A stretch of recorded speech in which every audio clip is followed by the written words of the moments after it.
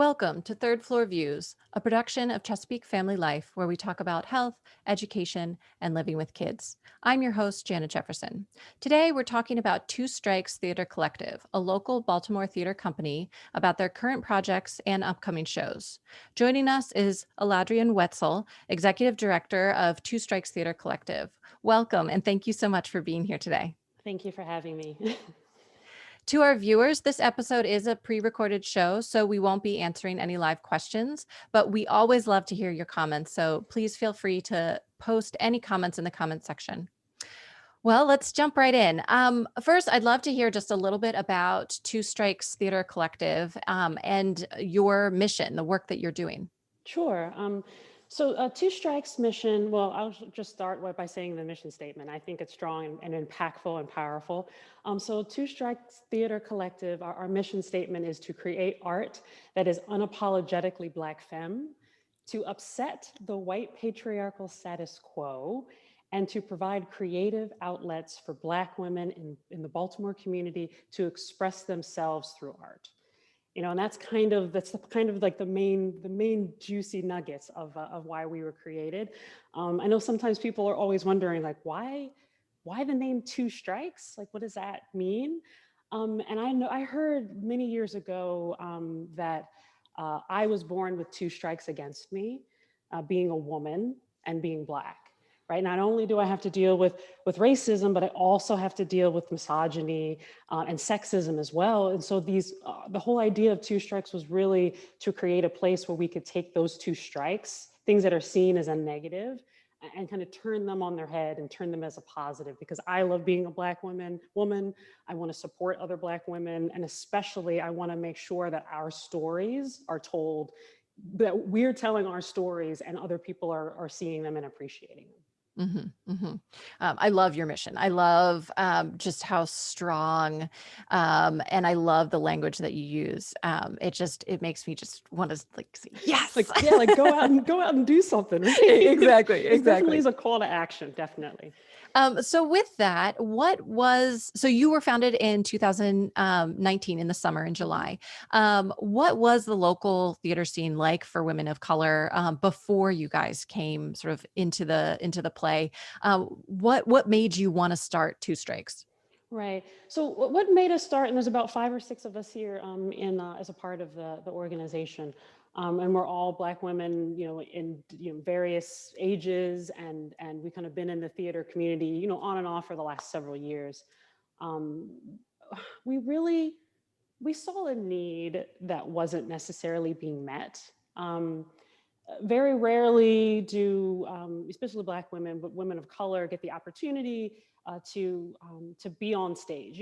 Very usually, there's I hate to say it, but there's a lot of women of color and very few roles specifically for them. And so we're always competing against each other for these one or two roles, or these theaters were doing, the one Black show, or the one, show featuring people of color a season.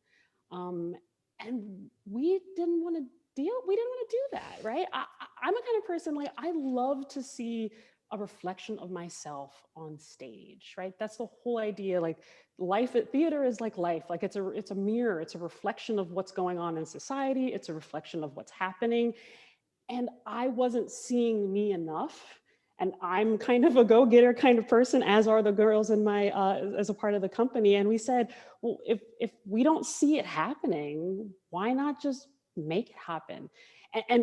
Like, my goal at the end of the day, for this theater company, my goal is, I want to see an entire theater production with Black women, doing Black women things, telling Black women stories. I want the playwright, I know, not just the playwrights and the actors, but I want the stage manager and the set designer and the lighting designer, and and the audience members. I've never seen that happen, and Mm, what better way to make that happen, especially in a predominantly Black city like Baltimore? mhm. What better way to have that happen than to kind of do it ourselves? So, what is the origin story? How did you make it happen? And then how have you been received by Sure. the Baltimore community? Sure. So the origin story is actually kind of funny. One of the other board members, her name is Rachel Wilson.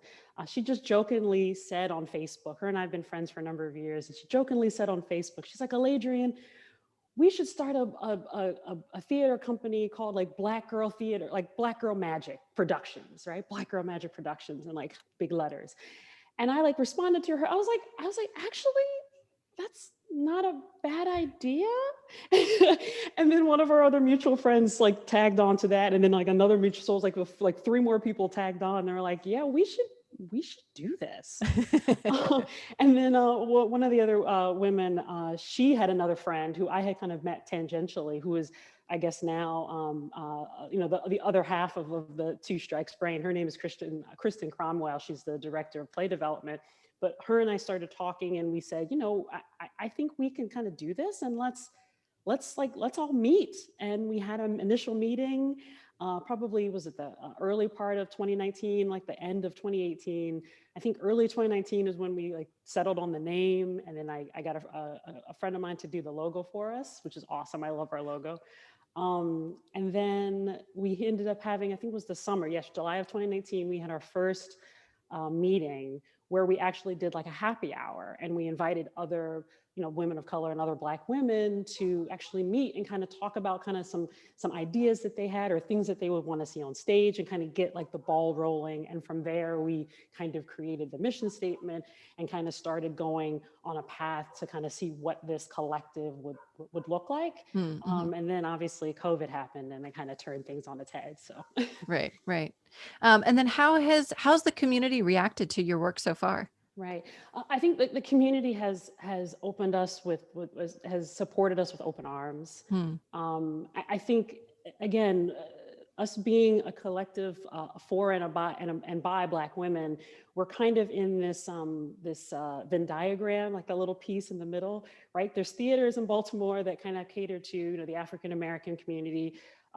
There's theaters that cater to to women centric, but this little piece, this little sliver, very specific piece, was never really covered. And so I Mhm. think a lot of people have kind of galvanized and kind of come behind us and supported us. We got a lot of support, a lot of early donations from friends. We got a lot of people who have been supporting some of the early shows and stuff that we did last year and coming into this year. And because of COVID, strangely enough, we're kind of able to reach a little bit further Hmm. than we would normally, within the Baltimore community, which is still our primary, location, as is the state of Maryland. Mhm. But we had a play festival last October that was digital. We had participants from Tennessee and from Atlanta and Oh, from New that's awesome. York and from like all over the United States. And I was like, we would have never gotten that opportunity had not only the local community supported us, but just the broader community to continue this kind of work that we're doing today. So, Mhm. Yeah, yeah, in some sort of bizarre twist of fate, it sounds like that's really worked out in your favor. yes, it has. Um, let's talk a little bit about last summer. So last summer, summer of 2020, there were so many crazy things happening. We were in the thick of COVID. We were moving into a really crazy election season. And then we had George Floyd's death in the spring, which then there's all the Black Lives Matter movement, really um it was acted as a springboard, and there was so much talk about Black Lives Matter and talk about the problems that we're having in the United States right now with racism, and really having a discussion. I feel like that we haven't had um, in the forefront for a while. So, how has that played out for you guys at Two Strikes?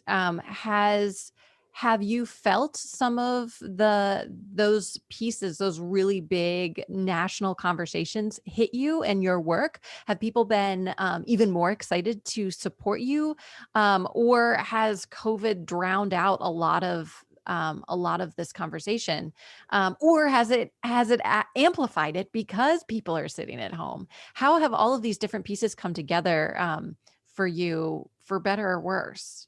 Right. I think one of the things that I definitely think definitely think was I don't say I'd say two strikes and talk about fire, right? So that kind of Right. lit a fire underneath of my organization and kind of the work that we're doing is the hashtag say her name movement, Mm, right? mm, The fact that there are so many Black women, Black trans women who are dying, whether or not that's by the hands of the police or or by other assailants. But this idea that Black women are not as protected is something that always hits me, and especially as being a Black woman. But it's something that we wanted to make sure that we help to amplify as a part of our organization. I know there's a quote. It's by Malcolm X, and the quote says, "The most disrespected person in America is the Black woman." Right. Again, it's that mix of both the racism and the sexism, and just we wanted to put that in the forefront, right? We were already putting that in the forefront as a part of what our mission statement was, but just this whole idea of racial unrest and social justice, we can't divorce the two, right? mhm, mhm, I'm always going to be a Black woman. I go down the street and I'm a Black woman. I go to a theater and I'm a Black woman. I'm going to have those important conversations, and we want to make sure that not only are we supporting and amplifying other organizations that are supporting the movement and supporting those types of social justice activities and reform, mhm, but we also, again, like I said earlier, the theater is supposed to be a mirror in what's happening, right? we mhm, would be we mhm, would be ignorant if we didn't allow people to have a place, to be able to talk through those ideas and talk through those stories and talk through their feelings about mhm, what's happening. I mhm. mean, I'm also a playwright and an actor as well. And I wrote a play. I'll be honest. I wrote a play, a monologue last summer, right around the time when George Floyd was murdered. And I wrote it because, well, I'll also be honest, I'm a pretty straightforward person. I'm also going through, fertility treatments, or I have been for the last few years. And this idea that I'm going to bring a Black child into this world, and the possibility that someone might see them as dangerous and might automatically assume them that they're bad, and that their lives don't matter, is something that a lot of Black women, whether or not they're going through infertility treatments like myself or have a Black child, that's an important thing. It's a special nuance that Black women who have brothers and uncles and sisters and cousins who could be affected. There's people who have died who look just like me, or who look just like my father or my friends. And so it's important that was really the central point of kind of what Two Strikes wants to get across, that our stories, not only do our lives matter, but our stories matter, Mhm. especially coming from that specific piece as being a Black woman. Right, and being in the arts community, providing a literal stage for these voices, and hopefully, a way to amplify and share, um, within the community and beyond. Um, yeah, it's perfect. It's perfect. I feel like the arts, is it's made for this.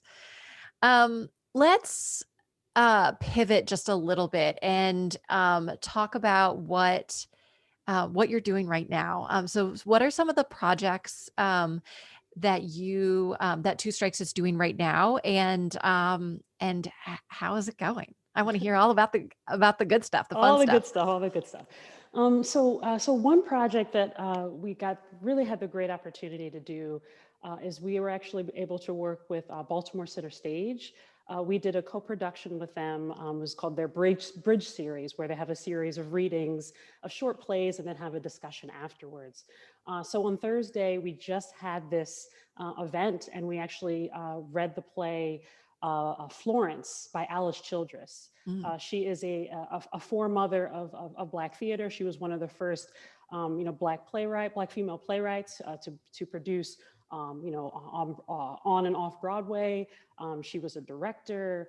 She won an Obie Award, I think, in the early 40s and 50s. So this is someone that a lot of people don't know who she is, but like her plays have always centered Black women, and mm, us partnering with Baltimore Center Stage was a great opportunity for us to not only let people know about who this playwright is, but also have a very interesting conversation and discussion about race, because the play does take place in the South, and it has conversations between a Black woman and a white woman, and how that race kind of impacts how they relate to each other. So that was a Mhm. really, really great opportunity, and I'm very thankful that we had the opportunity to work with Baltimore Center Stage. But coming up on May 22nd, we have like one of my favorite projects. It's called, the play is called This Crown Is Mine. Mm. And what it is, This Crown Is Mine, a virtual journey through Black hair. So what we did is that we actually commissioned about 12 playwrights, some established playwrights in the community, in the DMV, some new playwrights had never really written before, and we asked them to write about 5 minutes worth of material about Black hair, whatever stories they wanted to tell about Black hair, whether it was about how much they love it, how much don't want people to touch it. However, whatever conversations that they wanted to have, we gave them the space to do it in a short form. And we've got a mix of, some people did choreo poems. We had another woman who did like a dance. We had people. One person almost like made like a rap video. Like she'd made it into like a rap. Yes. Some people did monologues. Other people did like scene work. And we got basically, we had all of them record their pieces, and I'm literally as the technical director piecing all these pieces together, and our goal was to show Black hair as a positive thing, Mm. right? Mhm. So often Black hair is marginalized, it's policed. We had to create this a whole Crown Act was created Mhm. just so that there wouldn't be workplace discrimination against the hair that grows out of my head. And so everyone has something to say about Black hair. I'm like, but what do Black women have to say about Black hair, right? It's this positive and awesome thing. It's a crown that I wear. Mm. That's why we titled it "This Crown Is Mine," because my hair is a crown. It's beautiful. It's a part of who I am, good, bad, or indifferent. I love it, and we wanted to give Black women the opportunity to kind of share that love and be a celebration Mm. of this thing that has always kind of been shuffled off into the corner and spoken about illy. Like, I don't care if you're a woman who's got dreadlocks or an afro or a weave or a wig, like whatever, your hair is beautiful. You are beautiful. Your story about your hair is beautiful. And that's kind of what we wanted to tell with that project. It sounds really empowering. So this is coming up on the 22nd of May. Yep. And then you just had the event on Thursday, so last night. What if someone misses the 22nd or and they, can't see Crown when it's released, or if someone missed last night or even some of your previous work, is there a way for people to see previous work, or is it like true theater where you got to go and see it in person or it's gone? Well, for the Baltimore Center Stage event, the Bridge series that we had, unfortunately, because of the rights Mm, with Alice mhm, Childress' work, we mhm, can't really re-show that. But the discussion afterwards, it can be seen, and I believe you can see that through Baltimore Center Stage's website or through mm, their mhm, YouTube channel. For This Crown Is Mine, even if you can't participate, again, the tickets are pay what you can, so pay what you can afford. And even if you can't participate, we would again still love to have your donation to be able to mhm. support the work that we're doing and support the artists that we're paying. All of our artists are paid. I always like to say that. Mm, that's awesome. Yeah, even if you buy a ticket, we'll make sure that we send you a link to our YouTube page. But it will live on our YouTube page, as we're also doing a simulcast virtual live stream of the event on Facebook as well on the 22nd. Mm, But mhm, if you can't make the 22nd, catch us on YouTube. And I think we're thinking about doing like another kind of live streaming event maybe after that. If anybody wants to have comments or ask questions or whatever, maybe we'll have a talk back. We're still trying to iron out the details of that. But yeah, our YouTube page is probably the best place to get past work. We had what was it called? The Brown Sugar Bake Off. I still love that title. Brown Sugar Bake Off was our playwriting festival that we had for the first time last year. And we're doing that again in October. And that also Oh, nice. lives on our Facebook page. And from last year, we partnered with the Women's Centric Theater, The Strand, and it's also on their Facebook page as well. Awesome. Any other projects being released this summer? Things for people to look out for with your work? Great, yeah. So we have an event. We're co-partnering with a Fells Point Corner Theater for a Juneteenth event. Ah, yes. And so Awesome. on Juneteenth, we're doing what we call the Playwrights Collective Showcase. Mm, For the last 4 or 5 months, we've actually gotten several Black women who identify as playwrights. We actually have a playwriting group where we meet, and like every month, 2 or 3 people come and say, hey, I have a piece of work that I really would love read and would really like some comments. And we kind of sit and talk and go through it, and these are all original pieces, and give each other comments, and have it be a supportive mm, space mhm. where people feel comfortable to share and to experiment and do all sorts of stuff. So why not, have Juneteenth, which is a celebration of the liberation of Black people from slavery? Why not have that as an opportunity to kind of celebrate the work that these women are doing? So we're going to do it again as a virtual event. I think we're going to do it as a live stream. So we're going to mix it with some of their creative content, and we have some other local playwrights and other works that are happening. We'll probably mix that in with some recorded content as well. Mm, mhm. But that's what we're doing on Juneteenth. And then later this summer, in the July or August time period, myself and the director of playwriting development, Kristen Cromwell, we're going to do a podcast, a limited series. It's called I'm Speaking. Right, Mm, just like what mm, Kamala Harris said. mhm. I'm speaking. How powerful those two words are, right? Yes. But we're doing that basically to have a conversation about kind of different topical things about how COVID has impacted our lives as Black women. Mhm. We're talking about topics ranging from dating or from hair care or what have you. But we wanted to just have a forum where we can get basically a group of Black women together, because that's my favorite kind of group to get together. We feel comfortable, have a conversation, and kind of just be comfortable with talking about like these specific topics about how COVID has impacted our lives, because COVID has impacted everyone's life. And we just wanted to have that opportunity to showcase that. And then, like I said, in October, we have the Brown Sugar Bake Off.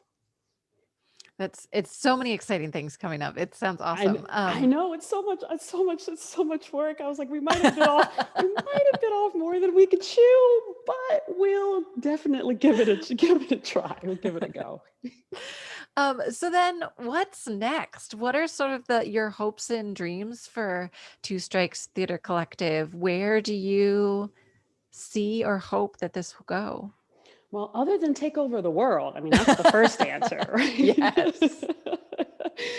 So other than that, one of my goals, at least this year, is for us to kind of become a formal nonprofit, right? That takes a Mm, lot of work and energy and paperwork. mhm, I've already mhm, started doing the early research, but I want this company to have a life, continue to have a life. I don't want it to be a flash in the pan kind of activity, right? I want it to be something that's enduring.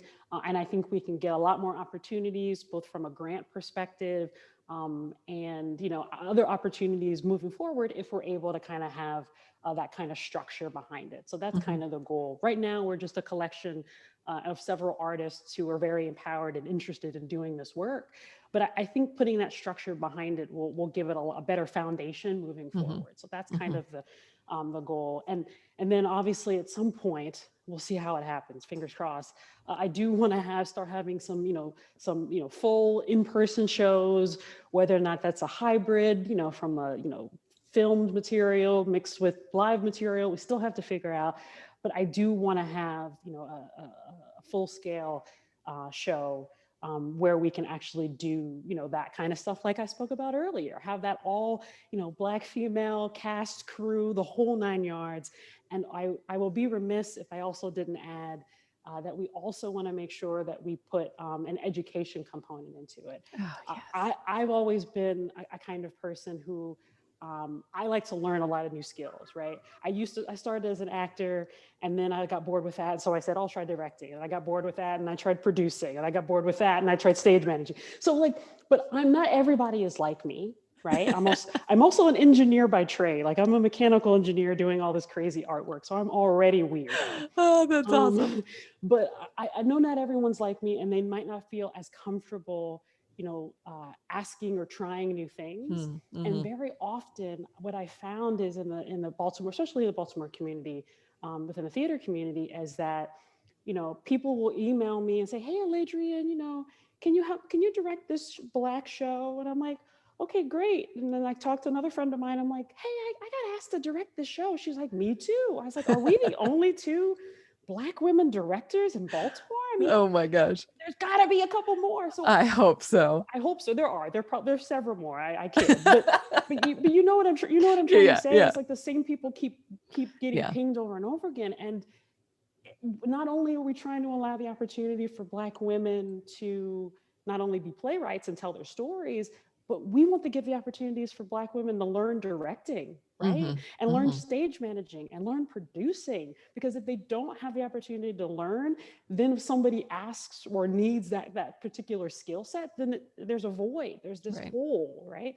And so, like, what better way to have a group of people learn new skills with people who look like them, where they feel comfortable being, right? Mm-hmm. Instead of Mm-hmm. trying to ask, a white man, "Hey, I want to apprentice under you to be a director." No, get out of here. I've been a director for a couple shows. We've had several women in our company be, "Come on, we'll teach you, we'll help you, we'll get you the resources, we'll do that." So kind of building that void and that gap, and also building the relationships with, like, some of the historically Black colleges and universities here in Baltimore, and seeing how we can galvanize them to participate as a part of the theater too. Just a lot of things about community and bringing people together, and just being a place and a sense of light and Mm. hope for people to be able to feel comfortable to, again, as I said in the mission, to express themselves, creatively through art. So that's kind of the big dreams, at least near term big dreams, that I kind of have in my mind, and that the company has as well. Well, it sounds really exciting, and it sounds like a lot of work, but a lot of joy in the process. Oh yeah, this is my side hustle, being the executive director. I do have a full-time job as a project manager. I do that all day, and then I do theater stuff all night. But it definitely is. It's joy and it's passion. Something that I believe 100% in. And that again, as I said in the mission, like, our goal is our goals are lofty, but they're still very specific, and then we Hmm. see that there is a need for this Hmm. type of activity and this type of theater, and we just have to see what happens from there. Yeah. Well, thank you so much to Aladrian Wetzel, Executive Director of Two Strikes Theater Collective. And thank you to all of our viewers and listeners. Make sure that you visit ChesapeakeFamily.com for up-to-date local information on home, health, and living for today's Maryland parent. This episode will be archived on ChesapeakeFamily.com in video and podcast format. I'm Janet Jefferson with Chesapeake Family Life and Third Floor Views. Thanks so much.